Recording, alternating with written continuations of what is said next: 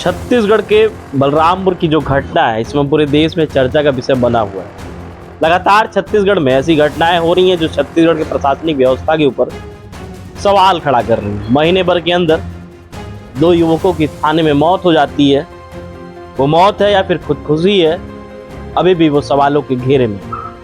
बलरामपुर में एक पियून जिसका नाम गुरुचरण मंडल, बीते गुरुवार को उसकी थाने में मौत हो गई। करीब 2 बजे के आसपास उसको थाने बुलाया गया और 3:45 पे यह खबर आती है कि गुरुचरण मंडल थाने के ही वॉशरूम में जाके आत्महत्या कर ली। ग्रामीणों का, परिवारजनों का यह आरोप है कि आत्महत्या नहीं है बल्कि सुनियोजित पुलिस के द्वारा हत्या है।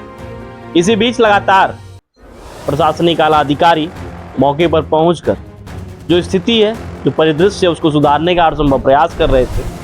और कल की एक घटना आपकी स्क्रीन के बगल में वीडियो चल रही होगी, जो जसपुर की एएसपी जिनका नाम निमिषा पांडे, जब स्थिति बेकाबू होती है तो उनको बलरामपुर बुलाया जाता है।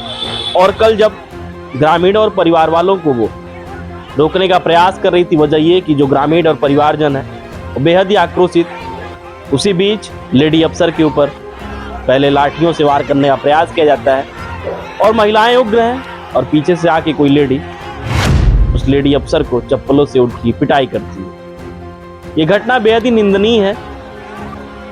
प्रशासन के लोग जो कि हमारी रक्षा करते हैं और उन्हीं के ऊपर अब आक्रोशित भीड़ किस तरीके से बेकाबू होकर लगातार उनके ऊपर हमले करने का प्रयास कर रही है। अभी जो स्थिति है उसको काबू में कर लिया गया है, लेकिन हो ना हो अभी भी छत्तीसगढ़ की प्रशासनिक व्यवस्था पर लगातार सवाल खड़े हो रहे हैं।